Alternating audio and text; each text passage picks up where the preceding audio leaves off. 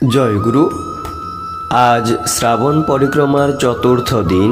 আজ শনিবার। জগজ্জননী শ্রী শ্রী বড়মার জীবনের এই তিনটি কাহিনী জেনে নেব। জৈনিকা মা একদিন তার বাড়িতে সৎসঙ্গ দেয়। পরদিন সেই সৎসঙ্গের প্রসাদ ও প্রণামী দুই আনি আনেন। শ্রী শ্রী বড়মা ভোগের জিনিসটি এক জায়গায় রাখতে বললেন ও নিজে প্রণামীর পয়সাটি হাতে নিলেন। তখন শ্রী শ্রী ঠাকুর পাশ দিয়ে যাচ্ছিলেন। বড়মার হাতে কি জিজ্ঞাসা করায় বড়মা বললেন, প্রণামীর পয়সা।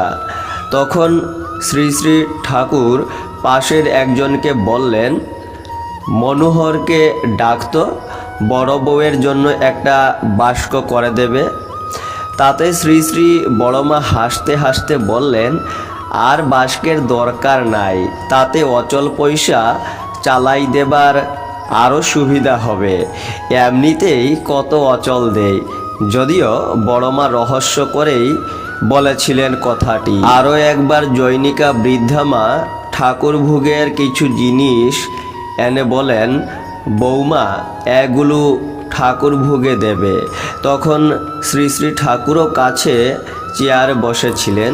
বড়মা তার কথা শুনেই তড়িৎ উঠে এসে রুষায়িত বাক্যে বললেন, তোর কোন বেটার বউ আমি রে, তোর কোন বেটার বউ?